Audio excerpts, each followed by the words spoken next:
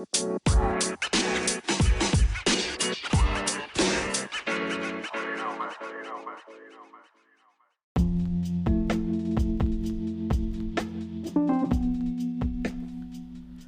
is a Cincy fan talking with LP.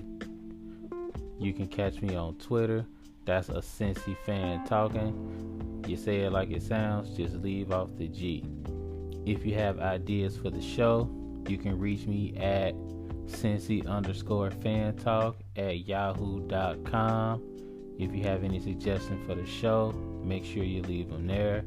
Who knows, you might find yourself as part of the show.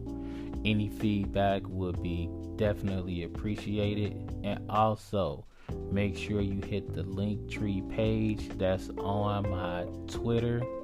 Make sure you click on that. You can find all the different ways to contact me there. Enjoy the show.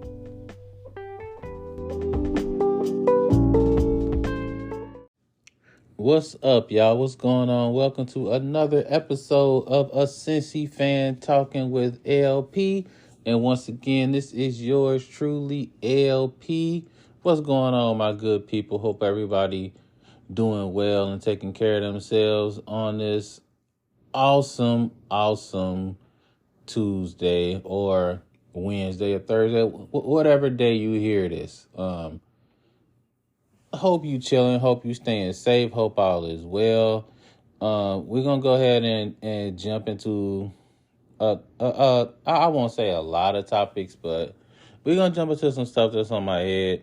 And I guess we're gonna go ahead and start with the Bengals game. I mean, why not? It's gonna be the last one that we talking about for, I don't know, more than a few months. And I'm gonna give y'all a few different perspectives. My perspective, the cul-de-sacs perspective around here. We gonna get into all of that. People been hitting me up like, LP, I know you Saudi, like, you know, stuff like that. Not really giving me the business because I don't really come at people like that. Twitter is a wild place. You see people just talking about people's mamas on there, posting people's profile pics and just talking reckless about them because they hate their team. That's not really my thing. It's never been my thing. You know, I'm going to talk my cash. I am. But I do realize it's just a game, win or lose. I get that. I was a little salty. And you got to understand why I was a little salty, all right? Talking to my cousin, smart dude. Like, he a 49ers fan. He always has been. Living in the city of Cincinnati, and he a Niners fan. Wildest thing ever. But it's been his team ever since we was kids. You know, we played Super Tecmo Bowl. You know, not Tecmo Bowl, but Super Tecmo Bowl. The one that had all of the teams back in 93. He would always pick the Niners. Non-stop. So that's been his squad since forever. He was salty that the Niners lost. So he was like, you know, my second team, the Bengals, I want them to take the dub. He was salty for us, and he's like, nah, LP, man, y'all got played. He's saying y'all like came from the natty. This man, wow. Like, y'all got played on that last one. How dude supposed to stop? And then he hit Mahomes like that at the end of the game. Like, you know, that ain't on him. Y'all got played with all those penalties, man. But, you know, I'm like, facts. 100% facts. The game was so lopsided at the end of the game. Like, fourth quarter wise, penalties just wasn't going our way. It's the weirdest thing. You know, people saying the game rigged, yada, yada, yada. Here's my take on it. And my man, you know, my Houday neighbor fella next door, he agreed with me 100% when I said this. The refs had a horrible game. Didn't do us as Bengals any favors whatsoever. However, Burrow and the boys had 2 chances to take this game at the end of it. Now, when Burrow gets the ball in the fourth quarter with little time on the clock, I just charge it as a W. Flat out. I charge it as a W. I really do. The fact that we didn't win that game, it wasn't the ref thing that surprised me. It was the fact that we couldn't get it done in the fourth quarter. Man, I was talking to Chiefs fans, and we honest with each other. We love our teams. We gonna be like my team gonna beat yours. But we call a spade a spade. If something happened, we gonna let it happen. We gonna say it no matter what team we're rooting for.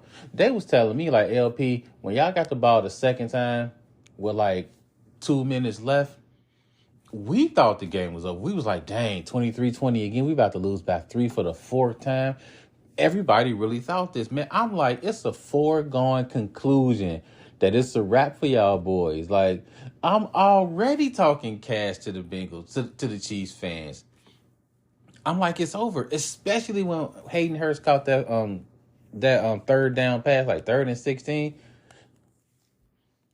We as Bengals fans got to understand that we lost this game because of 2 reasons. Number 1, when you get a chance to knock Mahomes out, you knock him out. I don't mean knock him out of the game because he injured, like slow down. I mean, when you get a chance to beat Mahomes and not give him the ball back, you do that. You look at the games where the Bengals beat the Chiefs. Look at the 3 games before. What they did was they limited possessions for the Chiefs in the fourth quarter. That's how you beat the Chiefs. I mean, it's not a secret blueprint. What you do is you get that ball in the fourth quarter, you milk that clock, and you score. Your defense holds tight, you get that ball back, you milk that clock, and you score. The Bengals consistently did that the 3 times they beat the Chiefs. This game, they kept giving Mahomes opportunities. And if you give an elite quarterback too many opportunities, you're going to lose the game. That's just facts. They gave Burrow too many chances. The Chiefs got lucky. They won. They get to talk. They get to talk their cash money records. They get to. Like, the winner gets to choose how they celebrate. As the team that lost, we can't be like, oh, well, you doing too much. They get to do too much. They won. But if you a Chiefs fan out there and you listening to this, y'all know good and damn well y'all got a little bit lucky. Now, I'm not a hater. I'm really not. So I understand that in order to be lucky, you got to put yourself in that position. I mean, my man Joseph Osai makes that penalty, and the Chiefs are at the 25-yard line of in their territory.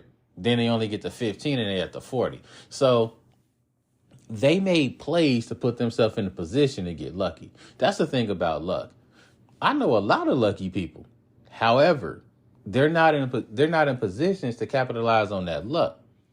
I know some people that seem to get lucky all of the time. I guess you could say myself included. But people don't understand the hard work you put in order to capitalize on that luck. Everybody gets lucky. Like, let's be for real. But luck don't really mean much if you can't capitalize. And the Chiefs capitalized. That's the first thing. As Bengals fans, we got to understand that we didn't follow the blueprint to beat the Chiefs. That's the first thing.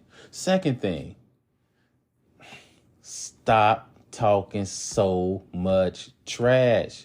Stop it. And if you've been down with the podcast from the beginning, you remember I did a segment about what happens when you talk trash. You remember. I'm gonna break it down for my people that that's just following your boy, that's just linking up. Appreciate you listening, by the way.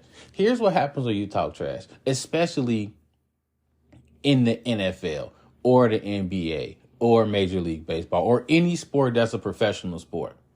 You can get away with talking trash in your middle school team and in your high school team and maybe even in your college team, depending on the level. Like, elite teams can't talk trash to each other. Pro teams can't talk too much trash to each other. And here's why. The line between the teams that are really, really good and the teams that are just okay is razor thin. It's really, really thin. You feel me? So players are always looking for that edge to help them get over on the competition. I mean, let's be real. 2 professional teams that are in the conference championship game, They're equal. No matter what you may think, oh, this team got lucky, or this team played teams that was hurt all the time. Forget that. The Chiefs and the Bengals are on even playing field. They're on even territory. So what you're doing when you're talking all of this trash to the other team is you're giving them a competitive advantage. Oh, come on, LP. They playing in the conference championship game. That's the advantage in itself. Like, that's motivation right there. If you can't get up for a title game, then why are you here? All of that is true. But if I'm playing you in 2K and we about the same like level of skill, and I start talking hella trash to you, that don't motivate you just a little bit more. Like, for real. That's what happened to the Bengals and the Chiefs. And it's funny because the Chiefs did the same thing to the Bengals in the regular season. And the Bengals used that as motivation to get the W. Why the hell would you do the reverse? Like, somebody needed to find Eli Apple's phone and snatch it from him. Somebody needed to, like, get Avtab Purival. They needed to get him and, like, just push him down real quick and sit on him and take his phone so he couldn't do that nonsense that he did. Because what you're doing is you're giving a little bit more fuel to the other team. You putting that battery pack in their back and you getting them a little bit more ready to get at you. And teams got to understand that. Players have to understand that. I know a lot of people want to get out there, talk they trash, and then back it up. But there is so much strength in just letting people talk all they mess and then shutting them down and then talking your mess after you do your job. There's so much power in that. I cannot count how many times as a middle school coach, player, like my boys will come up to me like, Mr. Parker, look what they put on Facebook. Oh, they talking about they gonna beat us by 30. We got lucky. Mr. Parker, man, they saying that coach better than you. Man, that's wild. What we gonna say back? I'm like, we're not gonna say nothing. We're gonna be like, this gonna be a good game. And we're gonna get in practice and we're gonna get ready. I'm gonna remind y'all every single day what they said. Every day. So when we in the game and it's 3 minutes left, I'm gonna remind you, hey, they think you tired. They think you can't play. They think you can't ball. You really gonna let them come in here and let them punk you like this? Like, really? There's strength in that. And I don't think people understand enough. Like, move in silence, man. Do your talking on the field. And when you win, let it fly. Let them know, like, hey, remember all that mess you was talking? Look at you now. That's why I wasn't salty when I saw the Chiefs players smoking cigars in the locker room and talking about Burrowhead my ass and calling our mayor jabroni and all that. I wasn't salty at all. As a competitor, you got to understand the game. When you win, you get to talk mess. You do, because you won. If you lose, give them a pound, give them a high five, let them know, hey, y'all beat us. But also let them know we're going to be back. And I feel like the Bengals, they really did that. The fans sitting up here, I see it as crying. I ain't going to hold y'all up. They crying about, oh, look at all of the holding calls missed and this, that, and the third. Man, refs going to ref. Like, I used to tell the kids on my team this all the time. Refs going to do what they do. They're not perfect. They are going to blow calls. As a coach, it's my job to get on their back. And that's what Zach Taylor did. You saw his expressions, man. And I'm not sitting up here saying it was a fair game. Man, some of that stuff that was happening was wild. Like 2 third downs. And I know they didn't capitalize off of that. The Chiefs didn't. But that kind of fuels the whole NFL rigged fire. You feel me? Missing like egregious blocking the back calls. That's crazy. However, refs mess up. They just do. There's really nothing you can do about it. It's like life. It's like life, man. Sometimes stuff just don't go your way. And it don't seem fair. It don't seem right. However, you got to keep going. You can't let that stop you. Yeah, the refs messed up. It was horrible to the point where we all looking like, dude, were y'all wearing Chiefs t-shirts under y'all like referee jerseys? But if I'm being real, we've been the beneficiaries of stuff like that as well. You just got to keep playing. I feel like the Bengals just kept playing. Joseph Osai, I know all the Bengals listen to my podcast, man. I tell myself this in my head, even though I know it's probably not true, but I just kind of tell myself that like the Bengals listen to my podcast and be like, man, he be spitting facts. So just let me live my dream. All right, chill out. Like don't laugh at me. Like I saw people just getting on Joseph Osai for making a bonehead play. And he would tell you, like, man, I made a bonehead play. I got caught up in the moment and I wasn't really watching where Mahomes was at, and I made a bad play. Come on, man. Y'all mess up at y'all jobs? We don't mess up at our jobs ever, right? We do everything absolutely positively perfect. So we get on Osai's back, right? We get to really do that? Nah, man. Young guy made a mistake trying to make a play. Any coach will tell you, making a mistake trying to make a play, you can live with that. This particular mess up was really messed up, and I'll give you that. And he's not trying to make excuses for it. He stood up and was like, hey, I really messed up. But you cannot blame him for that L. You really can't. I don't think Joe Burrow would. I think Joe Burrow sitting there like, man, I shouldn't have put you in that position. I should have got us down the field and scored.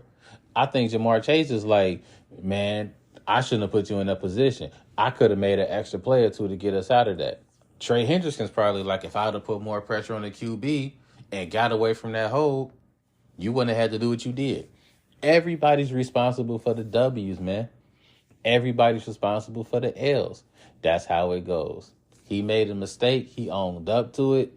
He balled out that this is probably one of his best games too. And it's really messed up that people are going to remember his last play instead of the constant pressure he put on Mahomes throughout the game. And that's sports, man. That's life, man. That's kind of how it go. We remember the mistakes. We tend to gloss over the victories. That's how it go. But if you're a Bengals fan, don't let people tell you stuff like, man, y'all really needed that because who knows when y'all going to get back there again. You know, this could be the last time. Meanwhile, they like, yeah, you know, the Chiefs are definitely going to be there. The Bills are definitely going to be there. How come it can't be the Bengals are definitely going to be there? I mean, that's 2 conference championship games in a row. You feel me?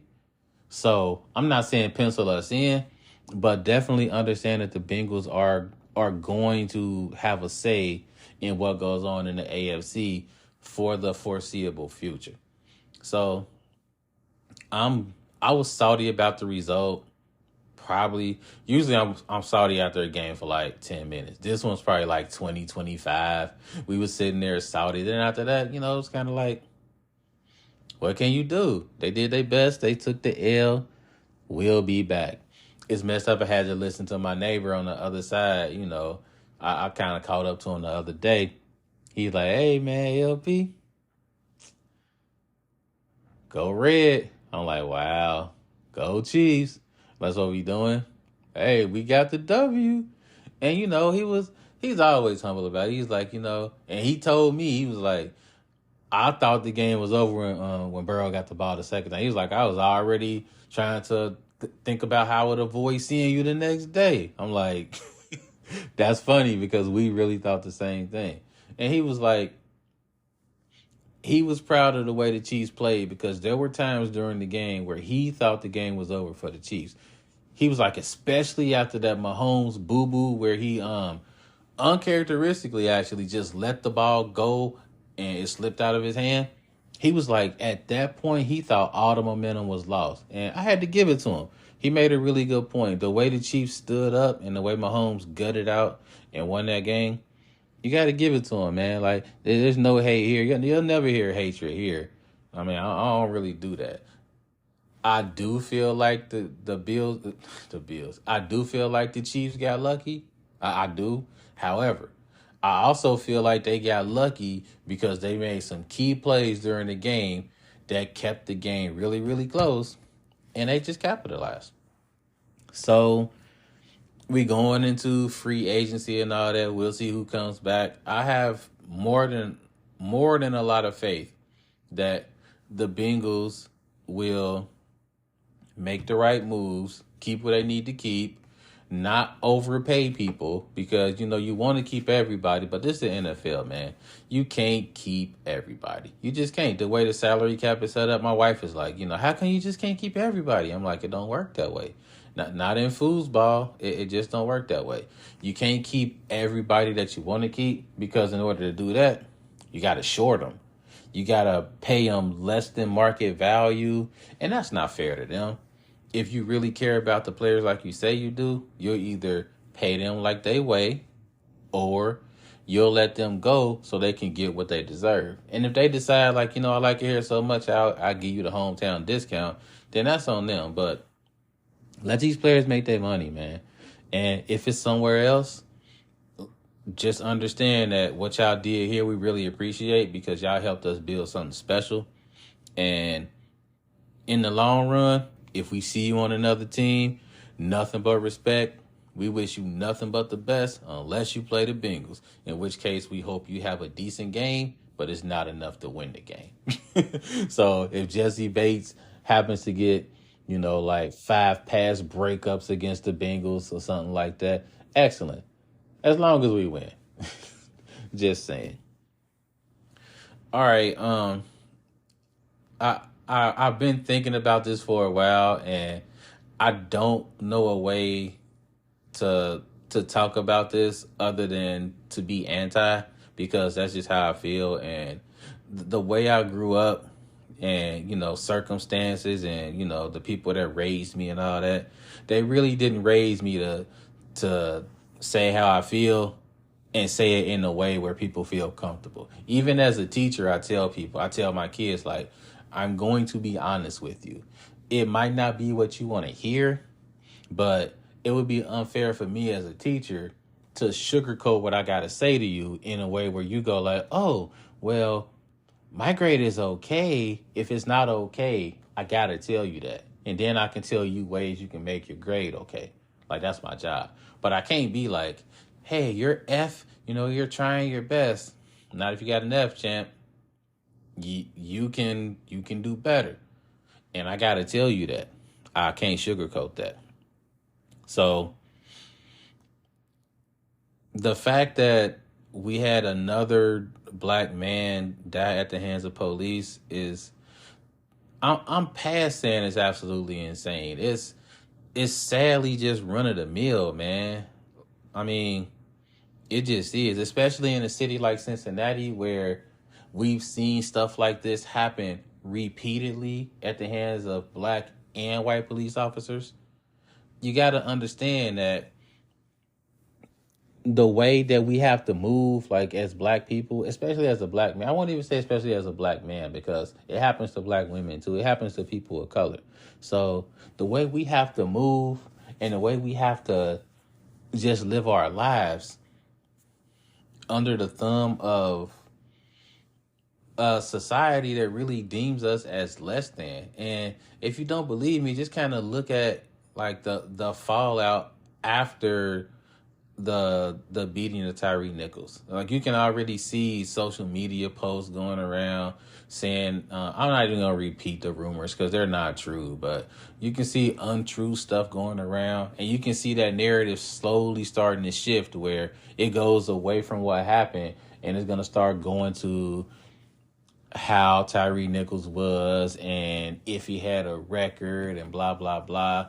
It's one of those things that's really messed up because you can see the cycle where this tragedy happens and then there's outrage and then the media slowly starts to shift it to where it looks like they did what they had to do.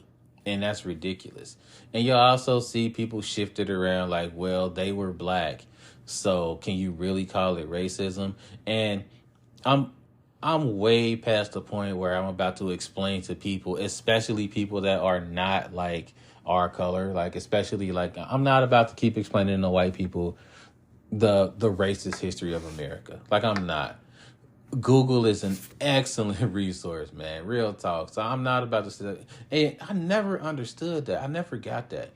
Like, when does a victim have to explain why they're victims? Like, I can't imagine being in a classroom and I witness somebody being bullied, and then I walk up to that person and go like, well, why don't you explain to him why you think you're getting bullied?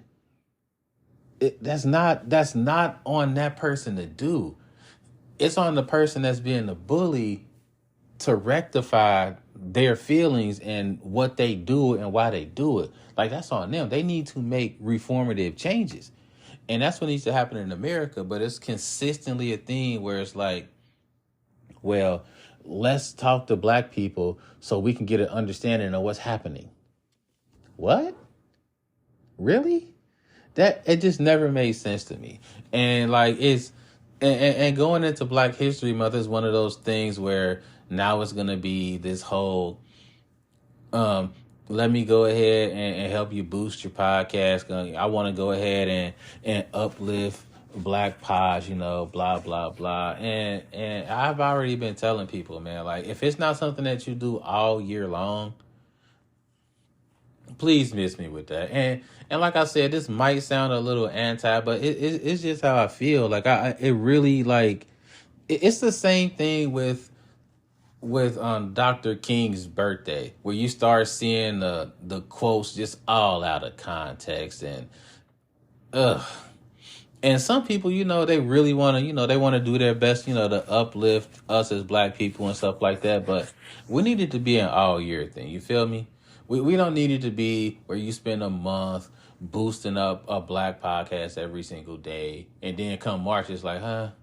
I hate that about Black History Month. Like, I hate when schools do that. Like, when you drop a black fact every day. That's why I mess with One Mic podcast. If you haven't heard it, definitely check it out. A podcast that drops Black History 365. It is really cool. The guy that runs it is awesome. Definitely check that out. Those one black fact a day for the month of February. Then March 1st, we act like, dang, it was Black History Month. Ugh. And that's where I'm at with this whole thing with the police. Like, people need to understand that even though the police officers were black or are black, the structure around them is what we're discussing. Like, we know that they're black and we know what they did to a black person. It's absolutely ridiculous. It makes it even more ridiculous because they were the same color. It's absolutely awesome. And it's what we deal with in our communities every single day, which makes it hurt even more, because there's a lot of black on black crime and we're desperately trying to stop it. And I don't think that's heard enough in the media, because every time something bad happens, it's like, what about Chicago and blah, blah, blah. And I don't think people understand that these are conversations us as black people are having every single day in barbershops and churches and schools. We're having the discussions. We're just not getting the assistance. It's not like we're ignoring something like that. But I just feel like people don't talk about the structure of policing and how it's basically been a movement to lock up people of color and the mentally ill and the homeless. And it seems like that's really what it's about, even more so than, keeping us safe. And I come at this from like a different perspective because, my cousin's a police officer here in Cincinnati, and he does an awesome job. And he has co-workers that do awesome jobs, and they don't tolerate that stuff. But we can't keep saying that whole one bad apple spoils a bunch thing, because in some professions, you got to get rid of those bad apples, or else they transform what your workplace looks like. As a teacher, there can't be too many bad apples as teachers, because like we're trying to mold young minds. So imagine like a kindergartner who ends up in his or her entire K through 12 career ends up with 3 bad teachers. That's absolutely awful, because those 3 bad teachers are going to do more damage to that person than the 27, 28 good teachers did. Real talk. So you got to take that and look at it in terms of policing. there can be a lot of good apples. But if a black person is consistently running into the same three or four bad apples and they're allowed to continue being bad apples and nothing happens, that's a problem. It really is. And it's only talked about when something awful happens. And then slowly but surely, we all forget what happened until it happens again. And the fact that it keeps happening again, and we're having the same conversation that we had in 2020, which is the same conversation we had in 2017, which is the same conversation we had in 2012, which is the same conversation we had in 2001, which is the same conversation we had in 1992, which is the same conversation we had in the 70s and the 60s. It's ridiculous. It really is. At some point, people have to understand that it's a problem. And we can't keep putting it on the bad apple conspiracy, because how are those bad apples still allowed to be around? So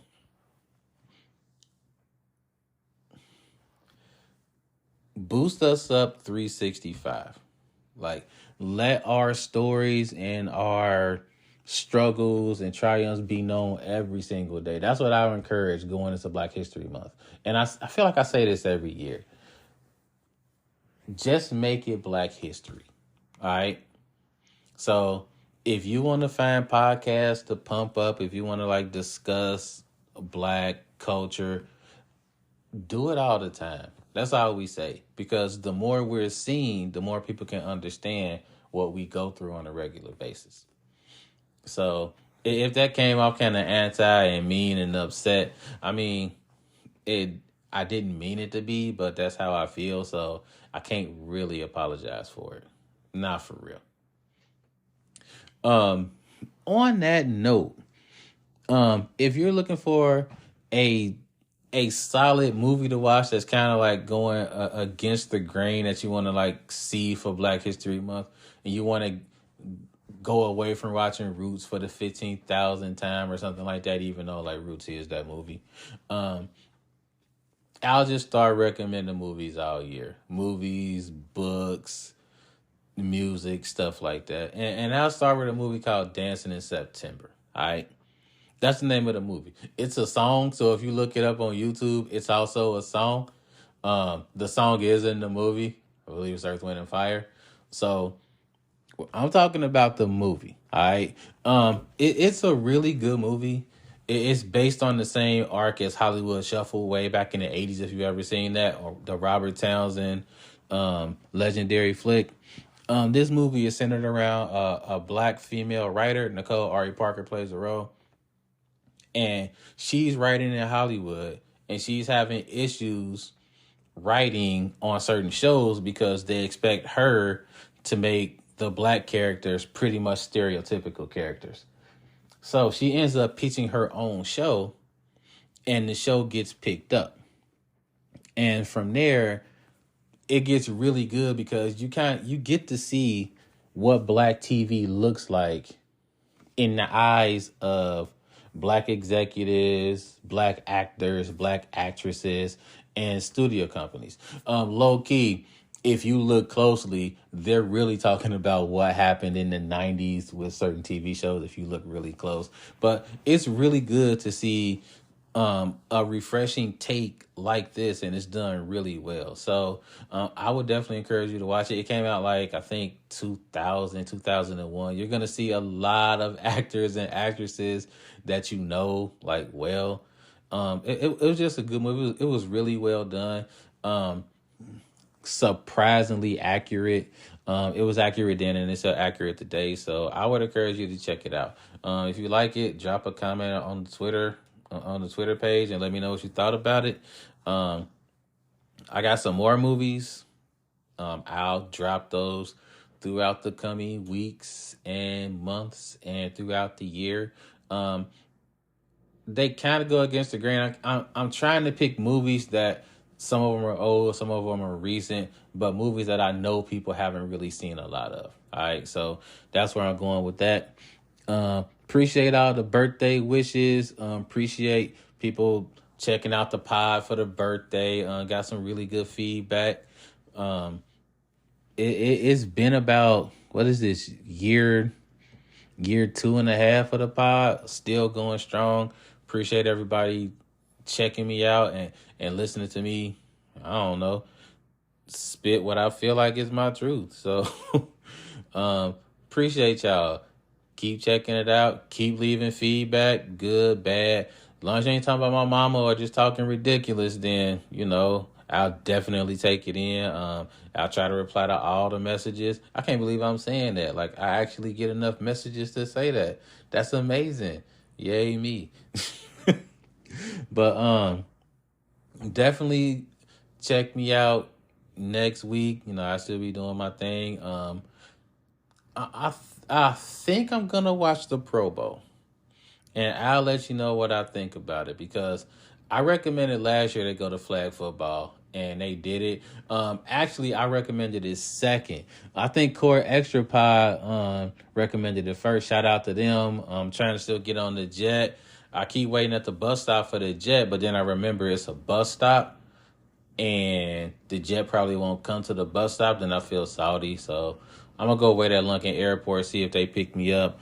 They've always had a good podcast, even since the beginning. They've been good supporters of me. I like to support them, so if you get a chance, check them out. Always good content. So they had the idea first. It in theory, it's a good idea. We'll see how it goes on Sunday.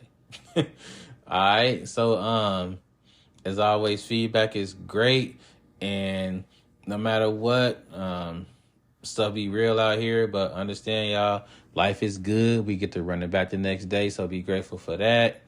Until next week, y'all. Peace out.